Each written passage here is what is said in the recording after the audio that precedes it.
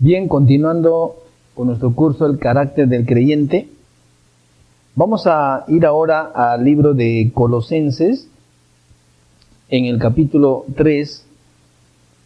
El apóstol Pablo, inspirado por el Espíritu Santo, en Colosenses capítulo 3, versículo del 9 al 11, podemos ver también el carácter general del creyente, según las Escrituras. Y dice: no mintáis los unos a los otros, habiéndonos despojado del viejo hombre con sus hechos, y revestido del nuevo, el cual conforme a la imagen del que lo creó, se va renovando hasta el conocimiento pleno, donde no hay griego, ni judío, circuncisión, ni incircuncisión, bárbaro, ni escita, siervo, ni libre, sino que Cristo es el todo y en todo.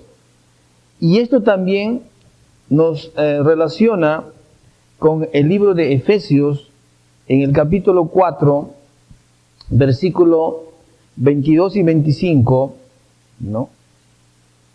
Mira la concordancia de la palabra. Y también Pablo, ahora escribiendo a los Efesios capítulo 4, del versículo 22 al versículo 25, también nos reitera una vez más las Escrituras y nos dice que en cuanto a la pasada manera de vivir, despojaos del viejo hombre, que está viciado conforme a los deseos engañosos. Pero también nos insta y dice: renovaos en el espíritu de vuestra mente. Hay que cambiar nuestra forma de pensar, hay que renovar nuestros pensamientos con la palabra de Dios. Y vestidos, dice, del nuevo hombre, creado según Dios, en la justicia y santidad de la verdad, por lo cual, desechando la mentira, hablad verdad cada uno con su prójimo, porque somos miembros los unos de los otros. En otra traducción, esta expresión, vestidos del nuevo hombre, dice vestidos de la nueva naturaleza. Qué precioso, ¿no? Dice vestidos de la nueva naturaleza. Y ya sabemos que la nueva naturaleza está hablando del carácter, que es creado para ser como Dios en justicia y verdadera santidad. Si nos remitimos al libro de Gálatas, en el capítulo 3, versículos del 26 al versículo 28, dice: pues todos sois hijos de Dios por la fe en Cristo Jesús. Porque todos los que habéis sido bautizados en Cristo, de Cristo estáis revestidos. Y dice: y ya no hay, en Cristo ya no hay judío, ni griego, no hay esclavo, ni libre, no hay varón, ni mujer, porque todos vosotros sois uno en Cristo Jesús.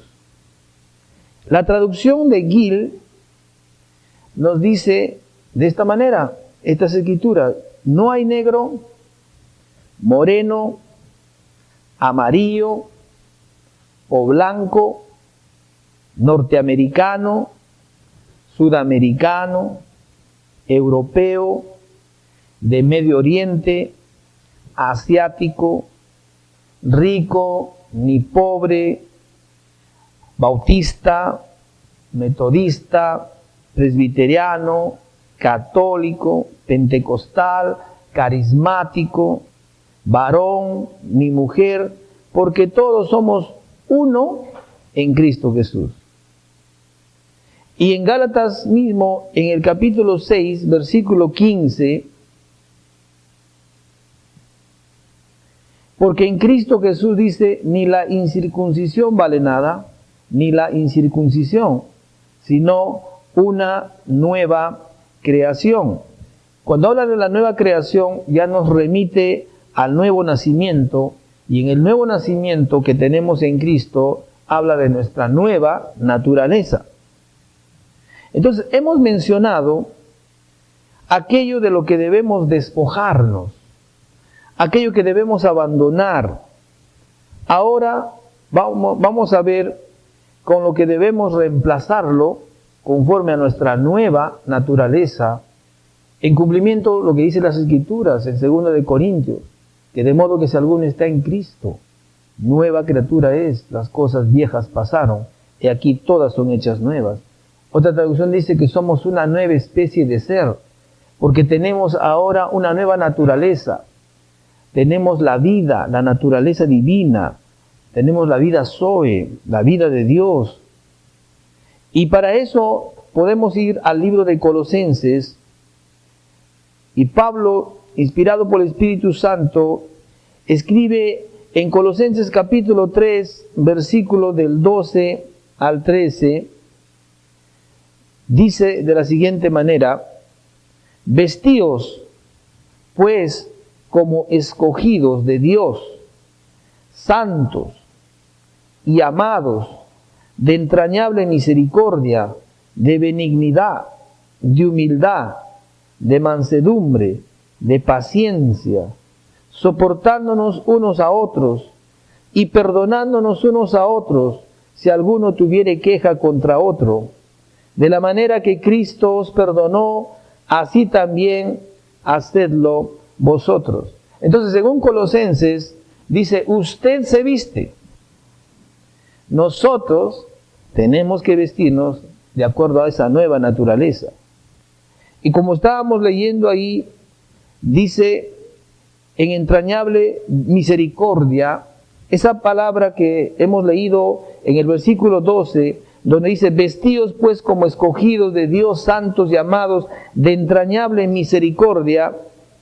En otras traducciones, esa palabra entrañable misericordia significa ternura de corazón, significa un corazón piadoso, ser misericordioso en sus acciones. Esa es la razón por qué en Gálatas, en el libro de Gálatas, en el capítulo 5, hace mención Pablo, en el versículo 22 y 23, que lo leemos, Gálatas capítulo 5, versículo 22 y 23, dice, mas el fruto del Espíritu, habla de 9 virtudes, es amor, empieza con amor, gozo, paz, paciencia, benignidad, bondad, fe, mansedumbre, templanza. Contra tales cosas no hay ley. Entonces menciona la humildad, la bendición, la mansedumbre, la paciencia como parte del fruto del Espíritu. Y lo mismo también lo podemos ver en el libro de Efesios, en el capítulo 4, versículo 2, dice, con toda humildad y mansedumbre, soportándonos con paciencia los unos a los otros en amor. También vamos a pasar al versículo 32 del mismo capítulo de Efesios. Dice, antes, sed benignos unos con otros, misericordiosos, perdonándonos unos a otros, como Dios también os perdonó a vosotros en Cristo.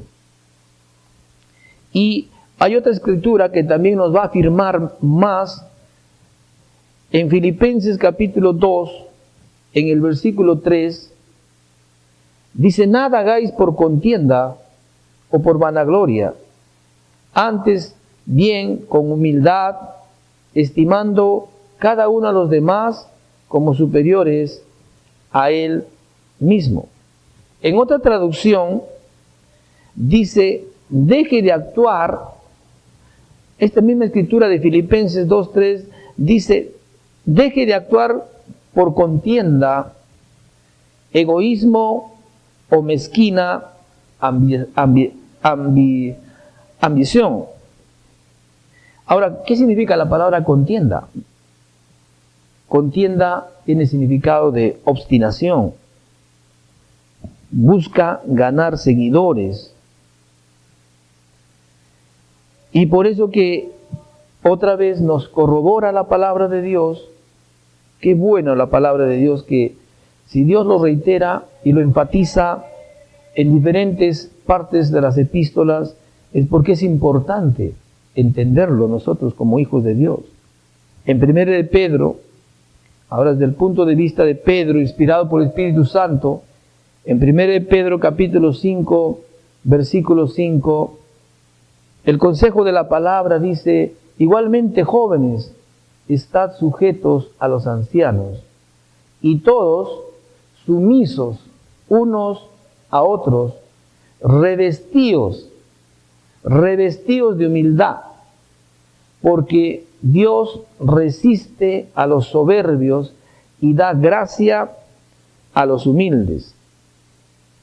Y también esta escritura nos lleva también al libro de Segunda de Timoteo, porque es importante que Dios lo reitera, porque quiere que esto lo entendamos, ahora que somos sus hijos.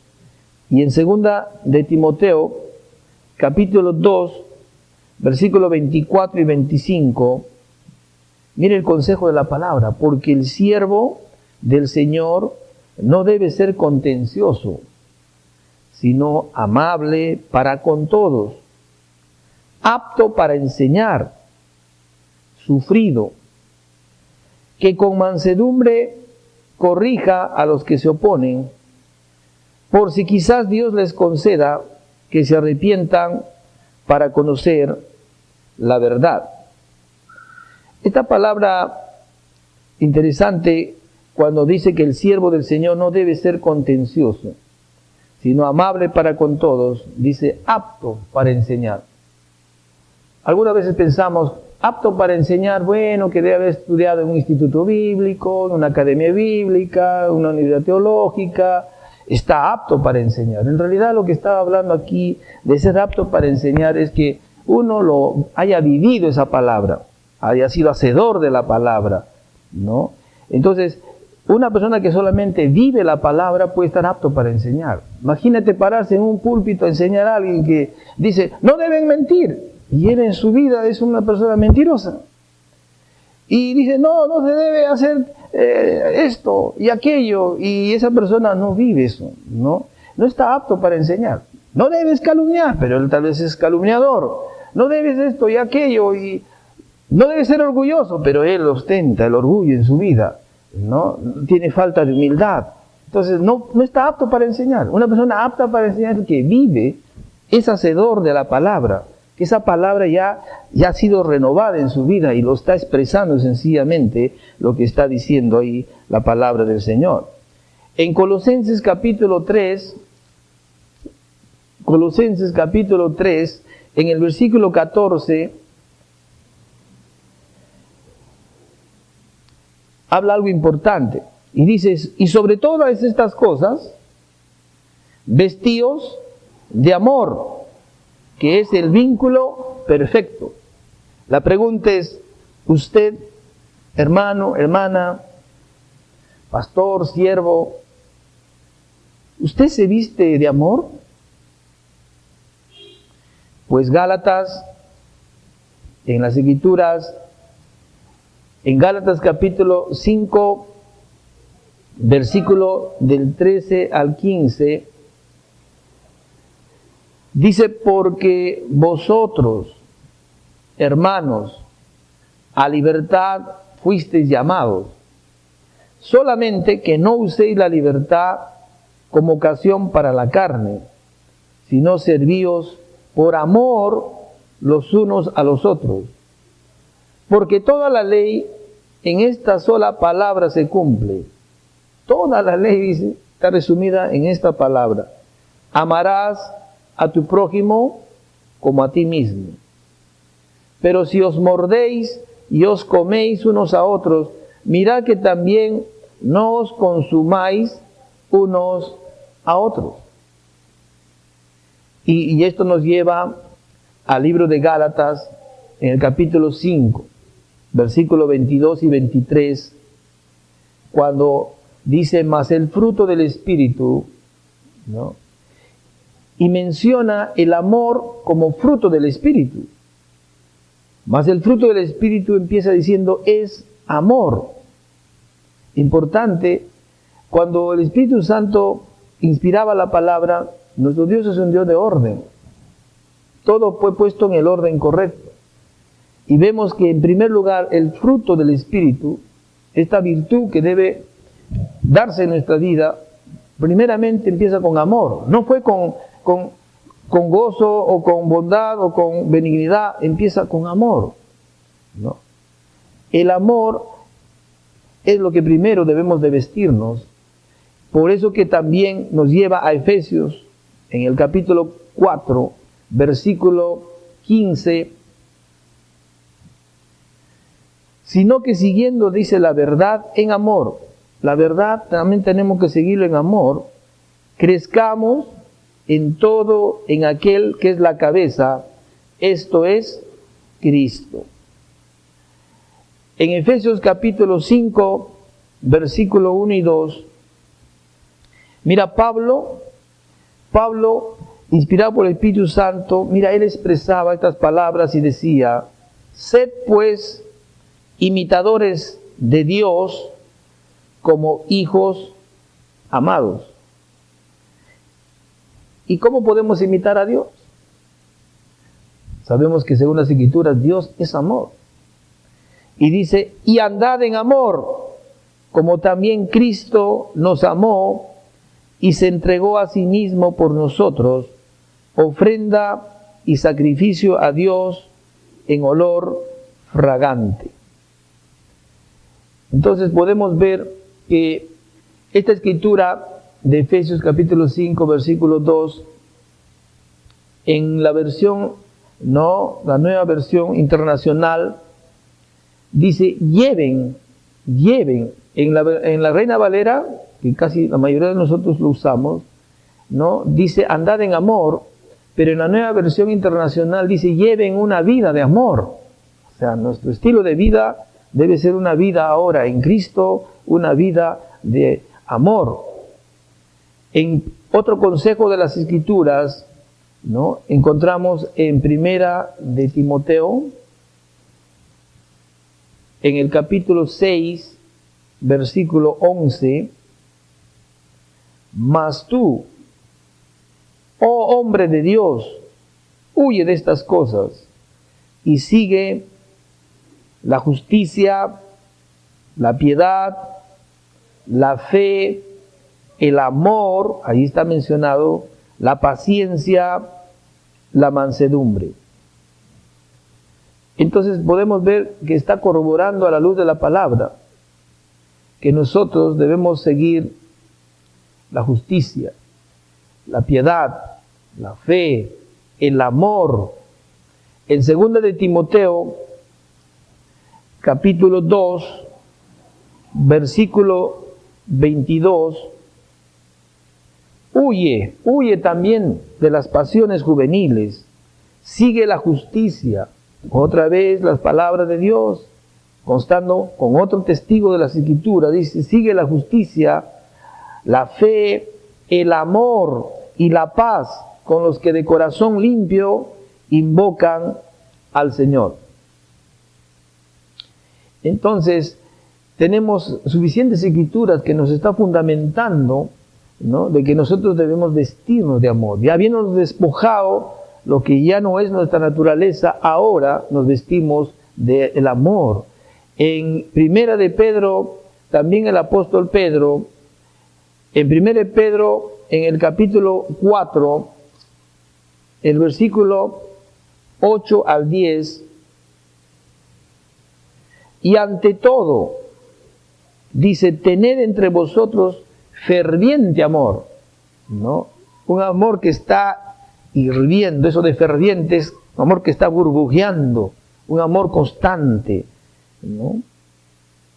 Y ante todo dice, tened entre vosotros ferviente amor, porque el amor cubrirá multitud de pecados. Mira lo que hace el amor. Hospedaos los unos a los otros sin murmuraciones. Cada uno, según el don que ha recibido, ministrelo a otros como buenos administradores de la multiforme gracia de Dios.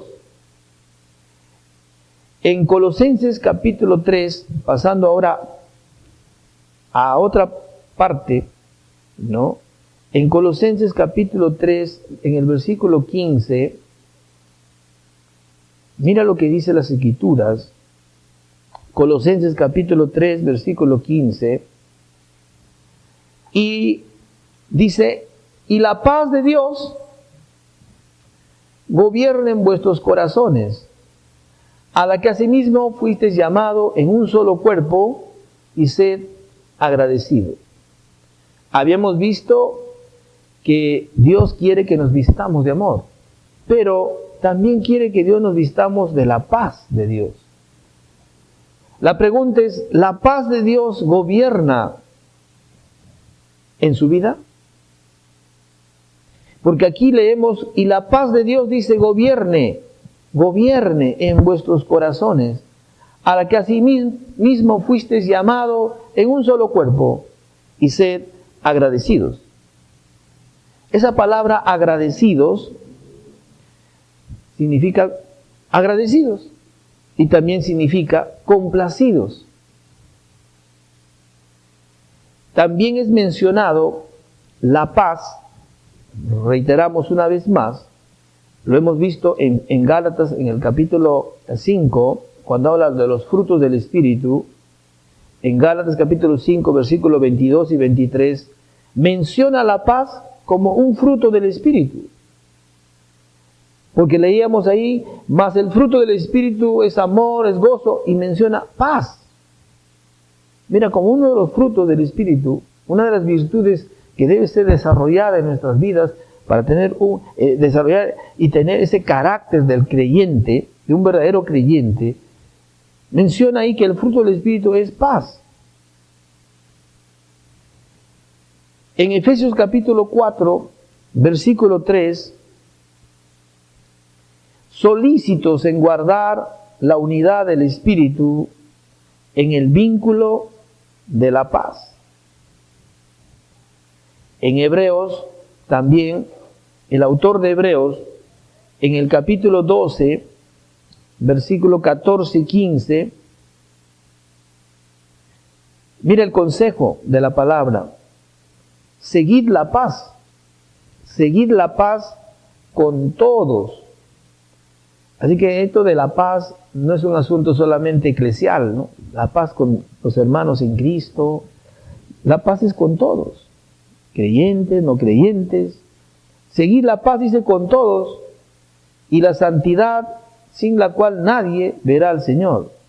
Mirad bien, no sea que alguno deje de alcanzar la gracia de Dios, que brotando alguna raíz de amargura os estorbe, y por ella muchos sean contaminados. Así que nuestra vida no debe ser una vida de amargura, una vida de paz.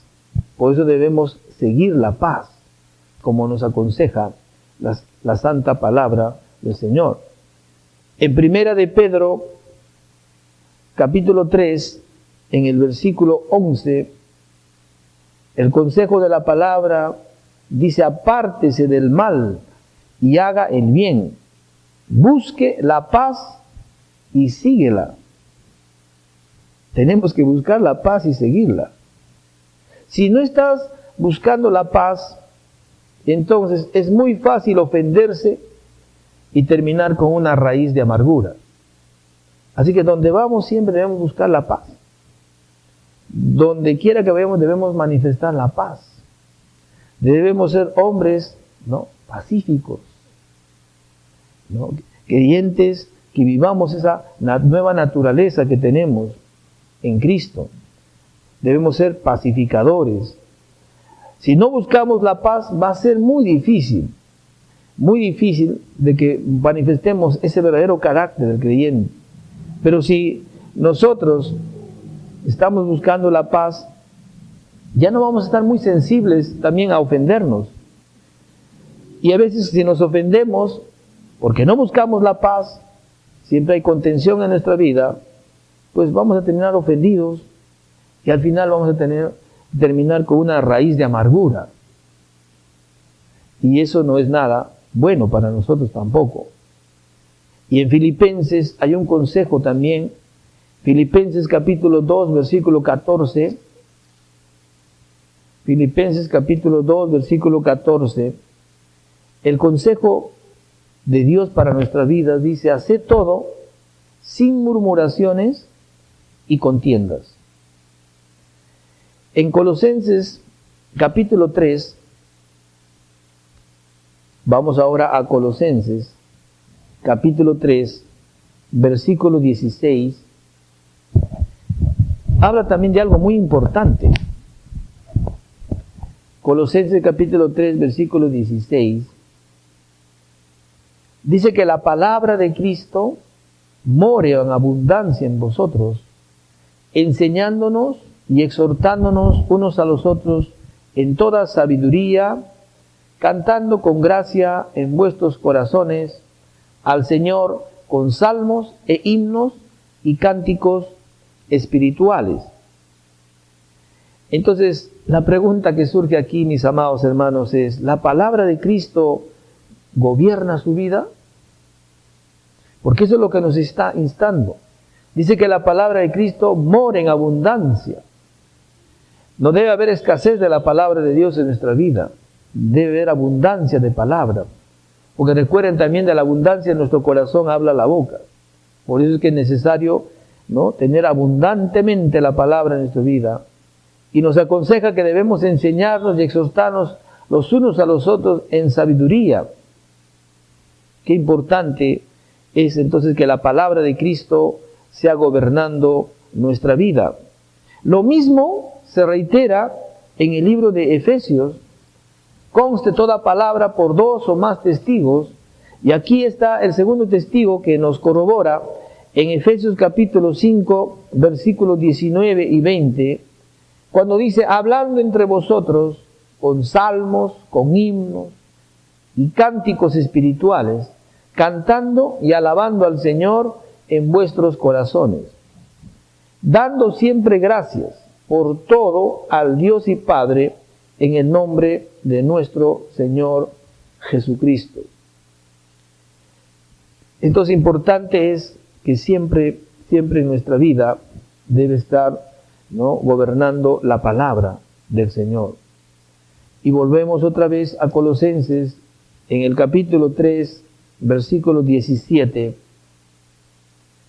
Dice: y todo lo que hacéis, sea de palabra o de hecho, hacedlo todo en el nombre del Señor Jesús, dando siempre a Dios gracias por medio de Él. Entonces nos preguntamos: ¿en el nombre del Señor Jesús gobierna su vida? Tiene que ser el Señor quien gobierne nuestra vida.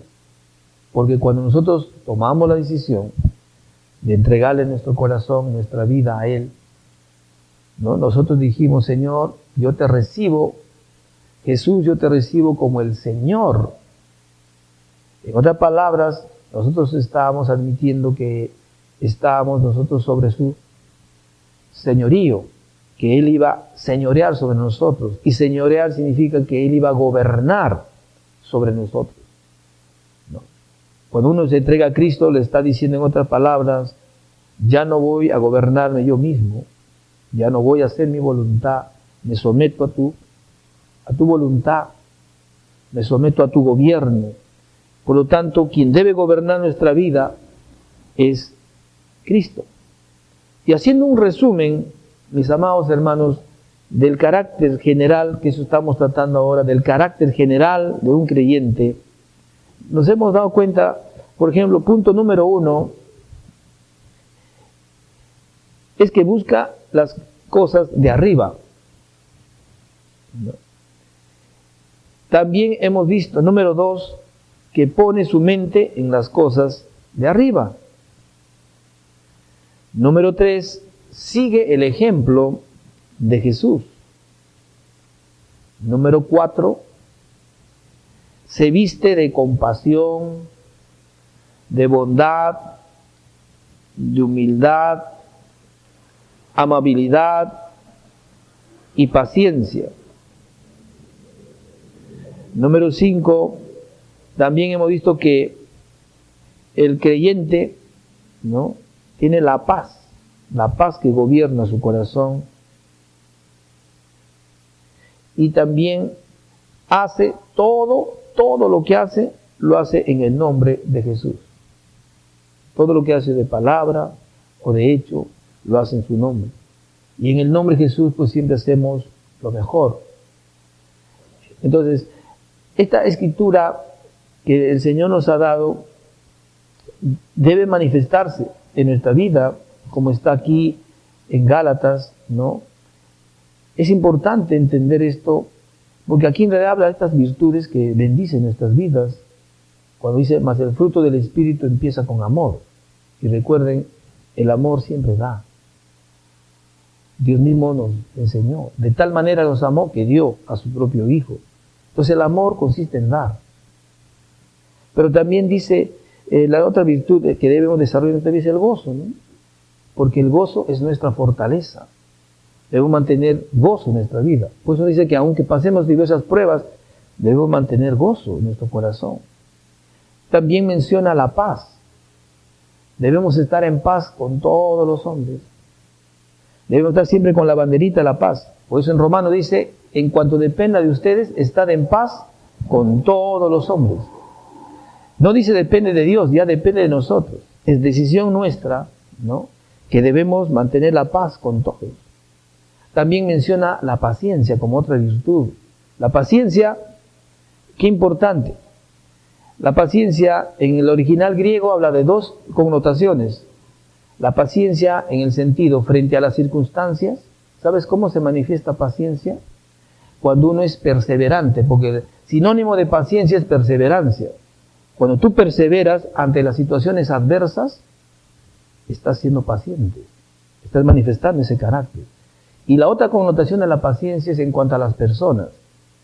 ¿Cómo se nota a una persona que tiene paciencia frente a las personas?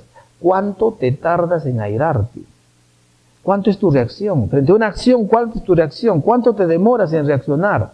¿Eres muy fosforito? ¿No? ¿Rápido reaccionas? ¿Cuánto te demoras? 15 segundos de reacción frente a una adversidad, frente a la presión, ¿no? ¿Cuál es tu reacción si tienes tu carro y estás, como sabemos acá en Lima, por ejemplo, estás, ¿no?, con tu carro y alguien te mete el carro? ¿Cuál es tu reacción? ¿Eres explosivo? ¿No? ¿O tienes paciencia? Porque también se ve, la paciencia se ve si eres tardo para airarte. Ahí tú la vas evaluando. También habla de la benignidad, ¿no? Habla que nuestra forma de vivir es una vida, ¿no?, con mucha educación, con buenos modales, con mucha gentileza. Cuando habla de bondad, también, que es otro fruto del Espíritu, habla que debemos ser amables, personas que nos debemos dejar amar, ¿no? Así como acá veo, por ejemplo, dicen, oh, esa pared es pintable, ¿no? Pero ha pasado todo un proceso, pues. Primero le pusieron ladrillo, sobre ladrillo, cemento, mezcla, no quedó en la pared, tuvo que tarrajearlo, ¿no? Proceso de cemento, que se oree, pase el tiempo, se seque, después le han pasado una lija, ¿no? Después un sellador, un imprimante, y después recién al final, para darle el acabado, una pintura, pero la pintura de calidad, pues, ¿no? Y entonces uno dice, oye, qué linda está esa pared pintada. Pues es una pared pintable, se deja pintar. De igual manera, una persona amable es cuando se deja amar por las personas. Dice, ay, me da ganas de abrazarlo, de acurrucarlo, no sé, esta persona me inspira, es muy amable, ¿no? Se deja amar por las otras personas. Y también habla dentro del fruto del Espíritu, no, la fe, ¿no?, que es una virtud también. Y la mansedumbre menciona también aquí como el fruto del Espíritu, ¿no?, como es una virtud importante en nuestra vida. Mansedumbre habla de humildad. La humildad Muchas veces confundimos con humildad, a veces decimos, mira, qué humilde esa persona cuando hablan de pobreza. La humildad no es algo que tiene que relacionarse con cuestión de dinero, ¿no? Ni dicen, hoy vive en un asentamiento humano, es una persona muy humilde. Hay gente con mucho dinero que son humildes. No es tanto la escasez, la necesidad, pues la pobreza es pobreza o la extrema pobreza. Cuando hablan de humildad es una actitud del corazón. Una persona humilde es aquel que sabe reconocer. Cuando es confrontado con amor, en un tiempo correcto, sabe reconocer y admitir sus errores. Lo contrario a la humildad es el orgullo. Una persona cerrada que no quiere reconocer sus errores, más bien echa la culpa a los demás y piensa que los demás están contra de él. La humildad es una persona que sabe reconocer, ¿no?, su dependencia de Dios. Una persona dependiente de Dios es una persona humilde. Pero también dice templanza. Y la templanza tiene que ver con el dominio propio, ¿no? Ese es un don, un regalo que Dios nos ha dado también, ¿no?, que es un fruto del Espíritu, el tener dominio. Por eso dice la Escritura, es mejor que aquel que conquista pueblos y naciones, es aquel que conquista y gobierna su propia vida, que sabe gobernar su espíritu, su alma y su cuerpo. El espíritu que le pertenece a Dios, su alma, su mente, sus pensamientos y sus emociones siendo renovadas por la palabra y tomando buenas decisiones, porque en el alma está la mente, las emociones, la voluntad. Y teniendo alguien dominio propio sobre su propio cuerpo, su cuerpo que está bajo pasiones, ¿no? Y todo ello lo presenta como un sacrificio vivo, su cuerpo, sujeto a su espíritu. Entonces, es una persona que realmente tiene ejerciendo el dominio propio, es una virtud, ¿no?, del carácter. Mucha gente, por no manifestar el dominio propio, han caído en serios problemas en su vida. Y eso no es el deseo de Dios para ninguno de nosotros. Y eso tenemos como ventaja frente a la gente que no conoce a Cristo Jesús. Continuamos la siguiente clase.